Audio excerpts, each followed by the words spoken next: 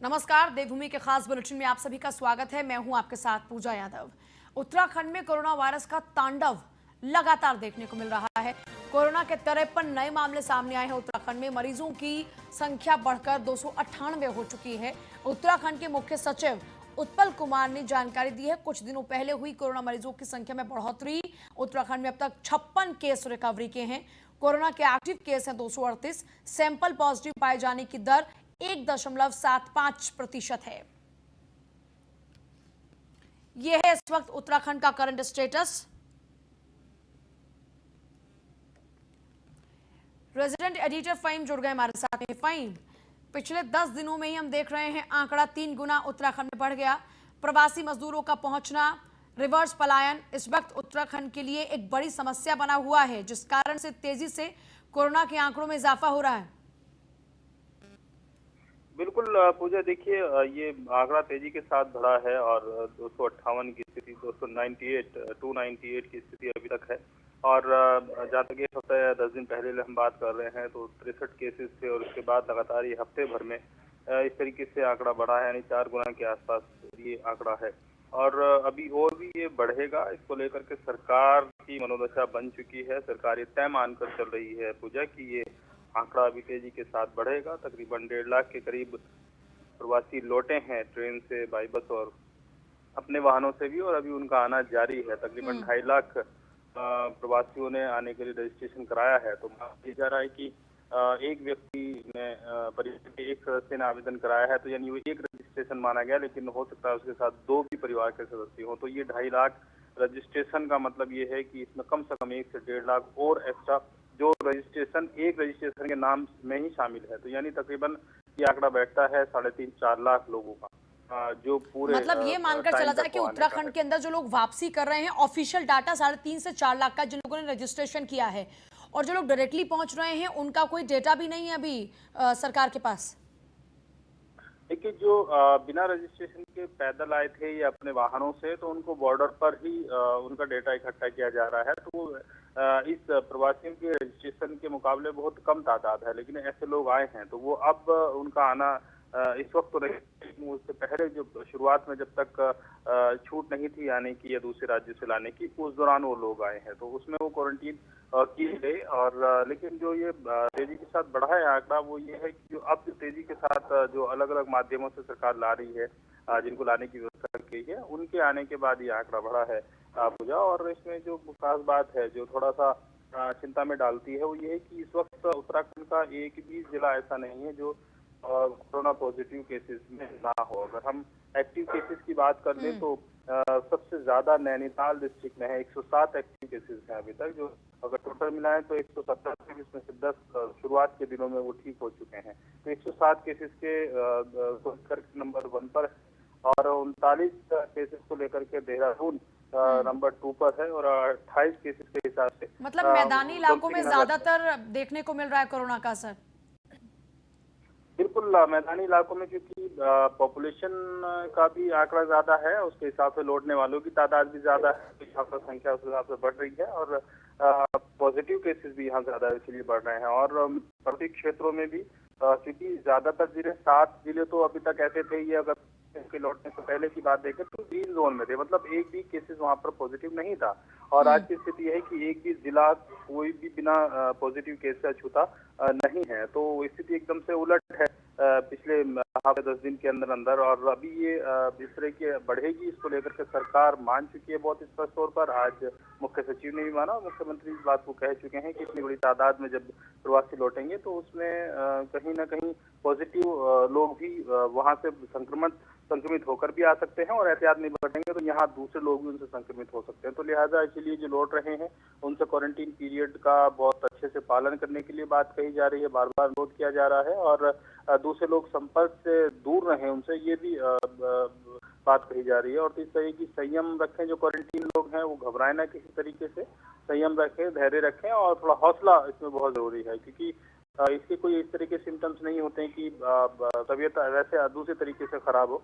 इसमें व्यक्ति स्वस्थ बना रहता है और धीरे धीरे फिर वो जब स्टेज जब बढ़ती है तब उस वक्त पता चलता है। तो इसलिए संयम और धैर्य को बार बार अपील की जा रही है। आज मुख्य सचिव ने भी कहा, मुख्यमंत्री लगातार अपने बयानों में कह रहे हैं। बहरहाल इसको सरकार उसी हिसाब से तैयारी की ताल जरूर कर रही है।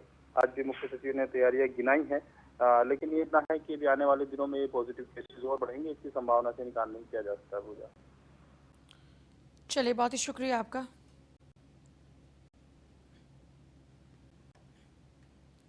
उत्तराखंड के मुख्य सचिव उत्पल कुमार सिंह ने कहा कि पूरे देश के साथ ही उत्तराखंड में भी केसेस अब बढ़ रहे हैं। शासन प्रशासन इसके लिए पूरी तरह से तैयार है। हमारे यहाँ बेड है, ऑक्सीजन, वेंटिलेटर, आईसीयू आदि आवश्यक संसाधन पर्याप्त मात्रा में हैं। हमारे चिकित्सक और स्वास्थ्यकर्मी बहुत ही अच्छा काम कर रहे हैं। हमारे यहाँ जो मृत्यु दर है वो बहुत कम है। बस कुछ सावधानी रखने की आवश्यकता है। जरूरी होने पर ही घर से आप लोग निकलें। निर्धारित व्यक्तिगत दूरी बनाकर रखें। मास्क का इस्तेमाल करें। कार्यस्थल पर सैनिटाइजेशन की व्यवस्था होनी चाहिए। क्वारंटीन के नियमों का अक्षरशः पालन करें। मुख्य सचिव ने प्रेस ब्रीफिंग के दौरान तमाम बातें बताई हैं और कहा है कि जो अभी केसेस हैं 298 हैं, 56 केसेस में ठीक हो चुके हैं और 238 एक्टिव केसेस। कुछ दिनों में संख्या में इजाफा हुआ है।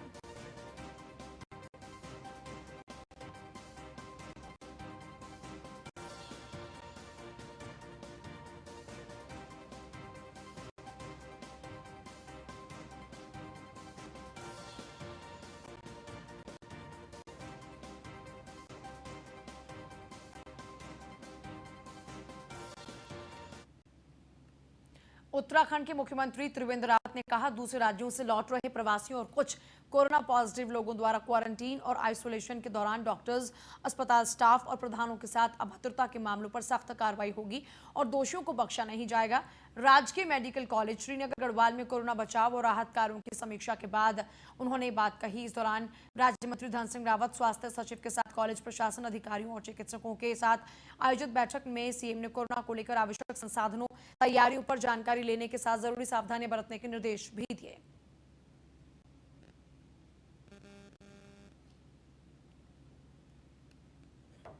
ये देखने में आया पिछले 5-6 दिनों में, जैसे ही जो हमारे प्रवासी हैं या रिटर्नीज हैं, अचानक उत्तराखंड में कोविड पेशेंट की संख्या बढ़ी है और इसी दृष्टि से हमारी क्या अपनी तैयारियां हैं उस दृष्टि में यहाँ पर आए थे। कोई आवश्यकताएं हैं जिनको जल्दी पूरा किया जा सकता है, जैसे यहाँ पर आज मेडिकल कॉलेज के स्टाफ के साथ, प्रिंसिपल के साथ यहाँ पर बैठे हैं और अच्छी तैयारी है। मानसिक रूप से भी बहुत अच्छी तैयारी है हमारे डॉक्टर्स की और निश्चित रूप से ये जो महामारी है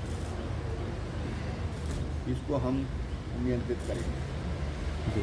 इसमें जन सहयोग बहुत ज़रूरी है। प्रवास एक तो जो प्रवासी आ रहे हैं उनसे कहूँगा कि क्वारंटाइन का जो नियम है उसका पालन करें।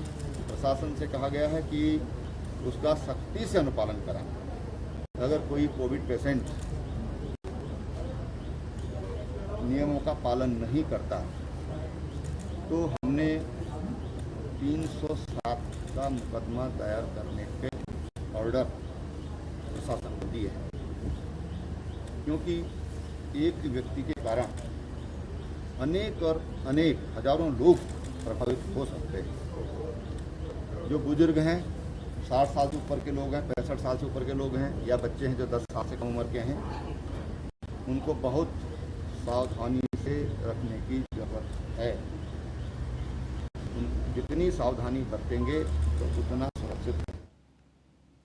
लॉकडाउन के चलते पिछले 24 मार्च से बंद पड़ी हवाई सेवा कल से फिर सुचारू रूप से चलने लगेगी। उत्तराखंड के देहरादून में पहले चरण में कल से 7 फ्लाइट आएंगी और 7 फ्लाइट जाएंगी। फ्लाइट के आवागमन को लेकर एयरपोर्ट प्रशासन द्वारा सभी तैयारियां पूरी कर गई हैं। कल से हवाई सेवा शुरू होने से हवाई यात्रा करने वाले यात्रियों को लाभ मिलेगा। मुख्य सचिव ने बताया कि घरेलू उड़ानें भी शुरू होने जा रही हैं। दिल्ली देहरादून, मुंबई देहरादून, पंतनगर देहरादून के लिए उड़ानें संचालित होंगी। इसके लिए एसओपी जारी की जा चुकी है। पूरी सावधानी से सारी व्यवस्थाएं रखी जाएंगी। जो भी इन उड़ानों से आएगा उन्हें क्वारंटीन रखा जाएगा। होटल में क्वारंटीन का भुगतान स्वयं करना होगा।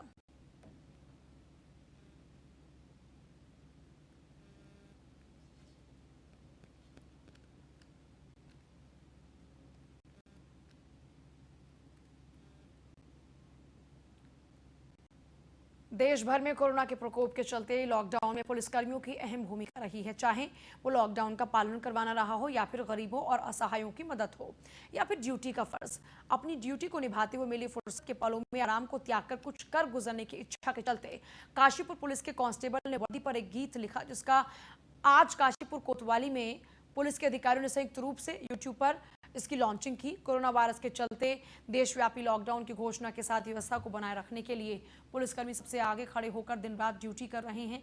ऐसी स्थिति में पुलिसकर्मी तनाव का सामना करने के बावजूद अपने जज्बे को कायम रखे हुए हैं।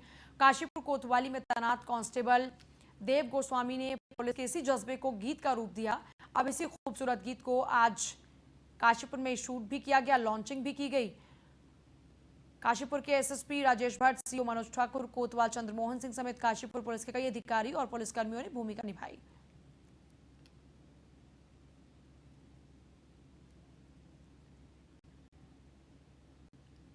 कांस्टेबल हैं देव गोस्वामी, इन्होंने अपनी ड्यूटी के साथ साथ एक बहुत अच्छा गाना लिखा है।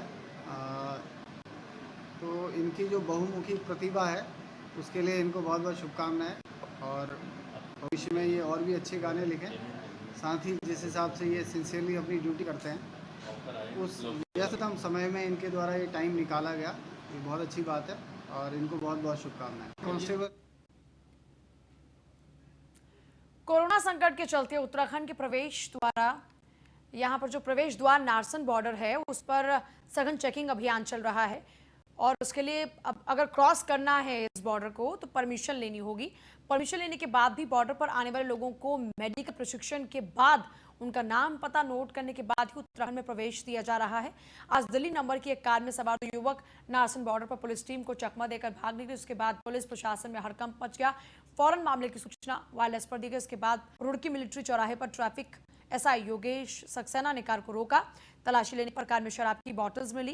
कार में सवार दोनों ही युवक शराब पिए हुए थे। फिलहाल पुलिस ने गाड़ी को सीज किया। दोनों युवकों से पूछताछ शुरू कर दी है।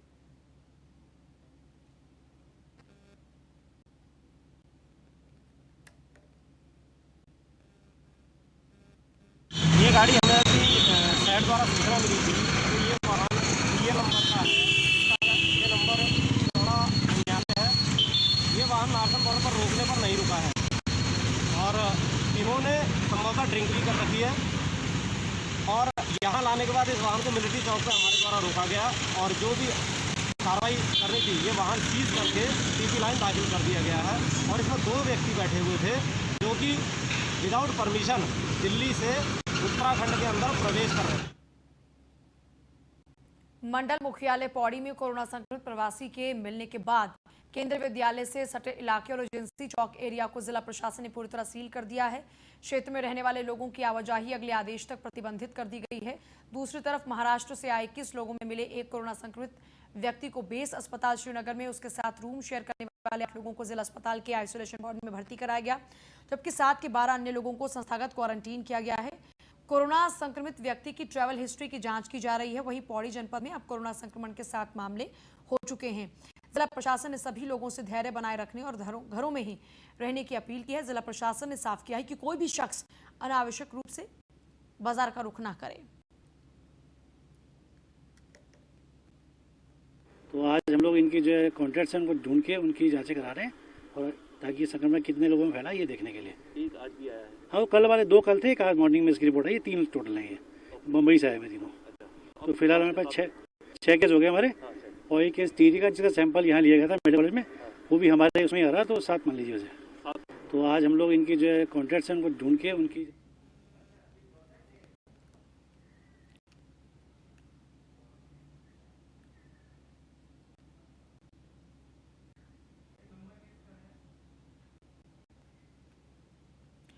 कोरोना आपदा के समय में जहां पूरा देश लॉकडाउन में है, वहीं लॉकडाउन से पूरा देश प्रभावित भी है। इस लॉकडाउन का बड़ा असर ईद पर भी देखने को मिल रहा है। हरिद्वार के बाजार में भीड़ तो है, लेकिन इस भीड़ द्वारा कोई खरीदारी नहीं की जा रही। हरिद्वार के व्यापारियों का कहना है कि फिलहाल उनका कारोबार बिल्कुल ठप पड़ा है। बाजार में भीड़ है लेकिन खरीदार नहीं। पहले 2 महीने लॉकडाउन चला और अब जब लोग लॉकडाउन में छूट के बाद बाहर निकल रहे हैं तो खरीदार नहीं है। लोगों के पास पैसे नहीं है। ईद का असर बाजार में साफ तौर पर महसूस किया जा सकता है।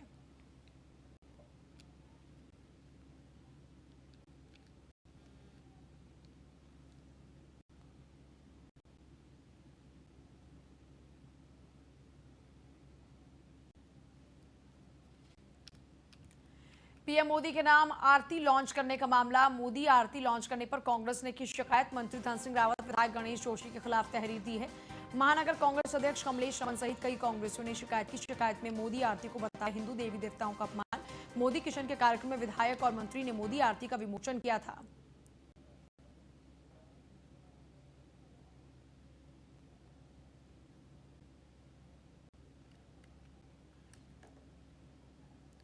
देखिए, मामला तूल पकड़ रहा है। ये जो मोदी आरती लॉन्च की गई थी, इस पूरे मामले को लेकर कांग्रेस ने घेरना शुरू कर दिया है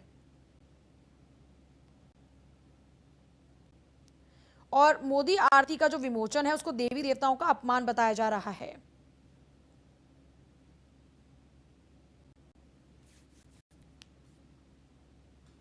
जिस तरीके से आज हमारा पूरा देश कोरोना की महामारी से जूझ रहा है, हम सबको मिलकर के इस समय इस देश की जनता की सेवा करनी चाहिए। वहीं उत्तराखंड के जो हमारे भाजपा के विधायक हैं वो मोदी आरती में विलीन हैं और वो मोदी जी के सामने अपने नंबर बढ़ाने को उनकी दुर्गा चालीसा बना रहे हैं, मोदी चालीसा बना रहे हैं। तो मुझे लगता है कि 84 लाख जो हमारे देवी देवता हैं उनकी आस्था को भी ठेस पहुंची होगी और जो इस समय 125 करोड़ की देश की जनता है उनकी आस्था को भी ठेस पहुंची, क्योंकि ये धार्मिक मामला है। तो हमने दोनों धन सिंह रावत और गणेश जोशी जी के खिलाफ एक मुकदमा दर्ज कराने के लिए नेहरू कॉलोनी में शिकायत की है कि उनकी इस चीज़ की जाँच करके उनके खिलाफ मुकदमा भी करना चाहिए। और माननीय त्रिवेंद्र रावत जी से भी हमने अपील करी है कि इन दोनों विधायकों के खिलाफ मुकदमा दर्ज भी करें और इनके खिलाफ कार्रवाई भी करें, क्योंकि इस समय हिंदू धार्मिक के ऊपर जो उन्होंने आघात पहुंचाने का काम किया है इसकी भी मातृशक्ति घोर निंदा करती है। हमारी जो दुर्गा जी की आरती है उस आरती को लेकर के पूरा देश आस्था का प्रतीक मानता है और गणेश जोशी जी ने और धन सिंह रावत जी ने मोदी का चालीसा तैयार कर दिया उसमें। तो मुझे लगता है ये देश की जनता के ऊपर कुठाराघात है। इस समय महामारी से जूझ रहे हम लोगों को सबको मिलकर के काम करना चाहिए, ना कि हमें राजनीति करनी चाहिए। और विधायकों को तो केवल अपने नंबर बढ़ाने के अलावा इसके अलावा और भी कोई काम नहीं है। इन सब चीज़ों से मुझे नहीं लगता कि गणेश जोशी या धन सिंह रावत जी नरेंद्र मोदी जी की नज़रों में ऊपर उठेंगे। मुझे लगता है कि नरेंद्र मोदी जी को भी इसमें इन दोनों विधायकों के खिलाफ कार्रवाई करनी चाहिए। अगर ये कार्रवाई नहीं होगी तो महिला कांग्रेस तमाम और जिलों में भी, क्षेत्रों में भी जा जाकर हर थाने में इस चीज़ की रिपोर्ट दर्ज कराएगी, क्योंकि ये हमारी आर्थिक और धार्मिक आस्था का सवाल है और इसको हम मोदी आरती पर कांग्रेस के आरोप का बीजेपी ने जवाब दिया है। बीजेपी के प्रदेश मीडिया प्रभारी अजेंद्र ने कांग्रेस को जवाब दिया। व्यक्ति का स्तुति गान कांग्रेस की परंपरा रही है। गांधी परिवार की चाटुकारिता में लगे रहे हैं कांग्रेसी। पीएम मोदी के प्रशंसक उनके लिए गीत और लेख लिखते हैं।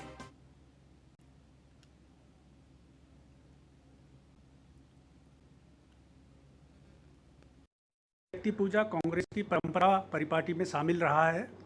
आज़ादी के इतने वर्षों बाद भी गांधी नेहरू परिवार की पूजा करना, उनके प्रशस्ति गान करना, उनकी चाटुकारिता करना उनके एक कार्यप्रणाली का अभिन्न हिस्सा है।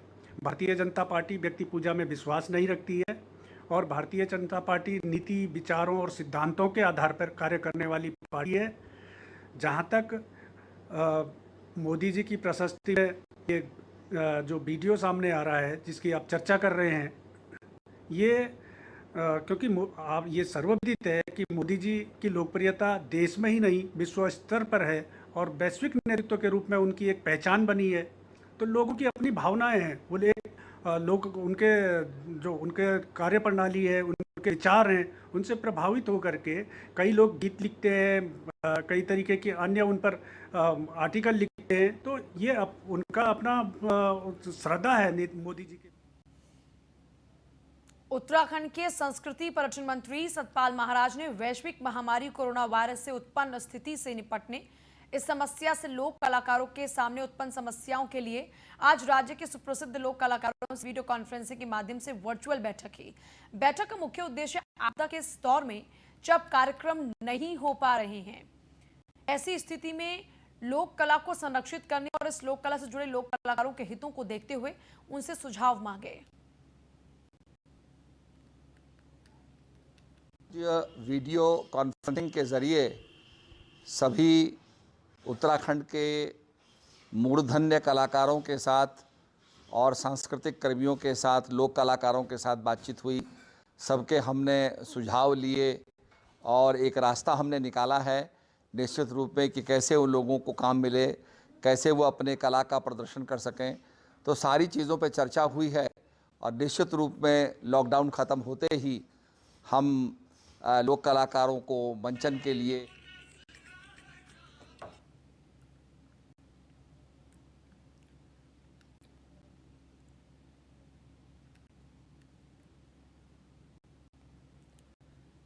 कांग्रेस राष्ट्रीय अध्यक्ष सोनिया गांधी पर केंद्र सरकार के द्वारा फर्जी मुकदमा दर्ज कराने के विरोध में आज कोटद्वार में कांग्रेस जनों ने एक दिवसीय उपवास रखकर केंद्र के खिलाफ में आक्रोश प्रकट किया। कांग्रेस के पूर्व राज्य मंत्री जसवीर राणा के निर्देशन में कांग्रेसी कार्यकर्ताओं ने बद्रीनाथ स्थित कार्यालय में एकजुट होकर सोशल डिस्टेंसिंग का पालन करते हुए एक दिवसीय उपवास रखकर केंद्र सरकार का विरोध किया। उपवास पर बैठे कांग्रेसी कार्यकर्ताओं ने कहा, इस समय पूरा देश महामारी से जूझ रहा है, जिसमें विपक्ष अपनी सकारात्मक भूमिका निभा रहा है।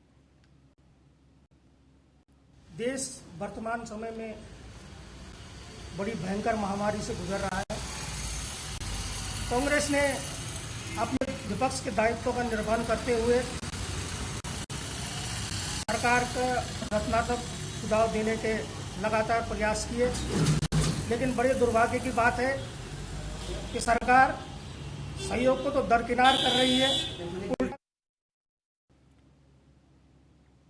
प्रदेश के मुख्यमंत्री त्रिवेंद्र रावत की विधानसभा डोईवाला के केशवपुरी, राजीव नगर, कुड़कावाला, बुल्लावाला, झबरावाला समेत नगर पालिका के कई क्षेत्रों में इन दोनों जगहों पर जो पानी का संकट है वो लगातार बना हुआ है इन दिनों, जिस कारण लॉकडाउन के चलते लोगों को कोरोना वायरस के साथ साथ पानी के संकट से भी जूझना पड़ रहा है। क्षेत्रवासियों को काफी परेशानी का सामना करना पड़ रहा है। जिम्मेदार अधिकारी ठोस रणनीति बनाने के बजाय सिर्फ खाना पूर्ति कर रहे हैं। बरसात का इंतजार यहां लोग कर रहे हैं। डोईवाला तहसील से 1 किलोमीटर दूर केशवपुरी और राजीव नगर बस्ती, जहां पर लगभग 15,000 की आबादी निवास करती, जिसमें लगभग 3,000 की आबादी इस समय पानी के संकट से जूझ रही है।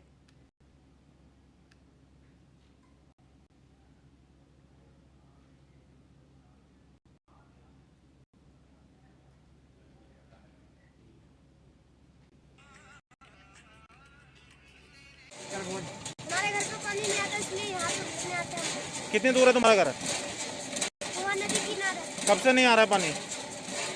जब से गर्मी आया। अच्छा, ठीक है। हमारे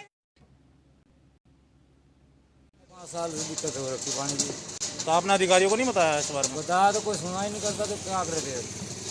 तो कितनी दूर से आ रखे हैं पानी लेने? दूर तो कम से कम ऊपर की तरफ से आ रखे। क्या नल का कहाँ है? नल का एक था यहाँ मंदिर को, उसमें